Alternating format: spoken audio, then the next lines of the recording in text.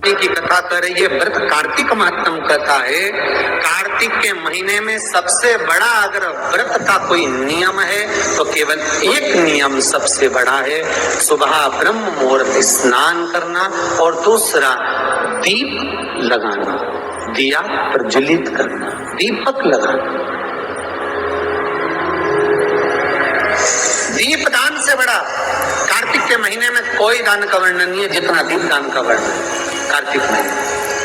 कौन सा चंदन है जिस चंदन को भगवान को लगा देने पर, कार्तिक महीने में भगवान को लगा देने पर जीते जी भगवान विष्णु, कृष्ण, राम एक बार गले लगा कर जाते हैं। वो कौन सा चंदन है?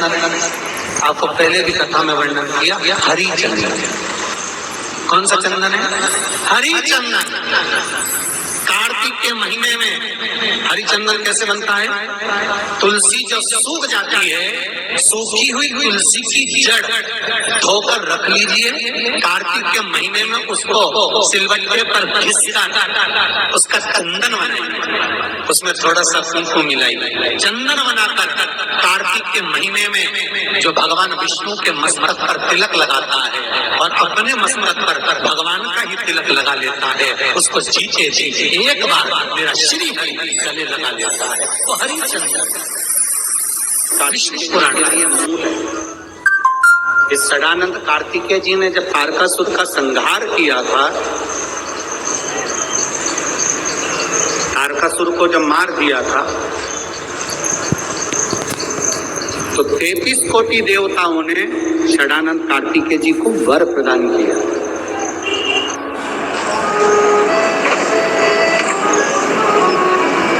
कार्तिकेय जी को वर प्राप्त हुआ। तो लक्ष्मी जी ने और भगवान नारायण ने सदानंद कार्तिकेय जी से कहा, हे स्कंद देव, हे कार्तिकेय, कार्तिक के महीने में जो दीप दान करता है उसके घर में कभी संपदा की कमी नहीं आती। तो बैठे हैं टीवी चैनल के सामने, बिल्कुल ध्यान से सुनिएगा। तुलसी के क्यारे के सामने और बेलपत्री के पेड़ के नीचे आप अगर 5 मिनट भी बैठकर भगवान का भजन करते हो, आप जिस मंत्र की माला करते हो उसका फल लाख गुना हो जाता, भले एक बार जपा क्यों ना।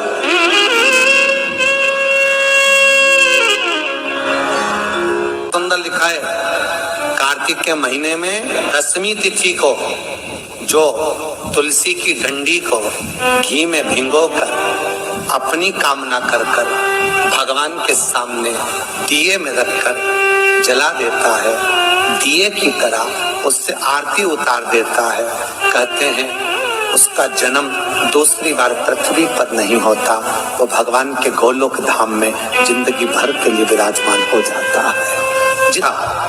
विष्णु पुराण का 5वां अंश कार्तिक खंड वर्णन करता है, या स्कंद पुराण का कार्तिक खंड को उठा लीजिए, वो वर्णन करता है 24 तरह के दिए होते हैं। कितने तरह के? 24 तरह के दीप होते हैं। उस दीप में सर्वाधिक श्रेष्ठ दीप होता है तुलसी दल का, तुलसी की डंडी से जो प्रकट किया है। बत्तियों का भी क्रम है। कार्तिक पूर्णिमा के दिन लगाया गया दीपदान, किया गया दीपदान घर में संपदा की कमी नहीं आने देता। ये उसी में कहा जैसे कार्तिक के महीने में आंवले के पेड़ के नीचे लगाया गया घी का दिया, चौमुखी 4 बत्ती का दिया जो आंवले के पेड़ के नीचे कार्तिक के प्रथम दिन से लेकर कार्तिक पूर्णिमा तक जो आंवले के पेड़ के नीचे चौमुखी दिया 4 बत्ती का लगाता है, उसके घर में संपदा की कभी कमी नहीं होती महाराज। लक्ष्मी कभी कम नहीं होती, लक्ष्मी घटती ही नहीं महाराज। शिव महापुराण की कथा कहती है, विष्णु पुराण कहती है, स्कंद पुराण कहती है महाराज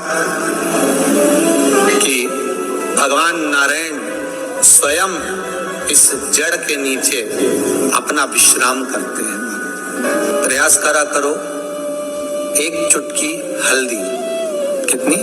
मात्र एक चुटकी हल्दी, आंवले के वृक्ष के नीचे भगवान हरि हर महादेव कौन से महादेव हैं? हरि हर महादेव के नाम से रखकर उस पर पूर्व मुख कर पूर्व की ओर मुख कर जल समर्पित करना प्रारंभ कर दीजिए। आप अगर प्रयास करेंगे शुक्रवार की शुक्रवार करें या नवमी की नवमी करें, अष्टमी की अष्टमी करें, प्रदोष की प्रदोष कर लें, सोमवार की सोमवार कर लें, तो आंवले की जड़ के नीचे अगर हमने हल्दी रखकर जल का भाग समर्पित करा है पूर्वभिमुख होकर, तो अगर व्यापार नहीं चल रहा है, एक हफ्ता हो गया बैठे हुए हो, कोई ग्राहकी नहीं है, तो एक बार करो, दूसरी बार करने जाओगे तो आप अपने आप दौड़ कर जाओगे कि मेरा एक हफ्ते से व्यापार अच्छा चल रहा है। आप दूसरी बार करोगे तो आपको ये ज्ञान उपदेश ये प्राप्त हो जाएगा, अपने आप रिजल्ट सामने आएगा कि हाँ, हमने आंवले के वृक्ष के नीचे हल्दी को समर्पित करा था और उसको चढ़ाने के बाद हमने जो जल चढ़ाया है उसका फल हमको प्राप्त हुआ।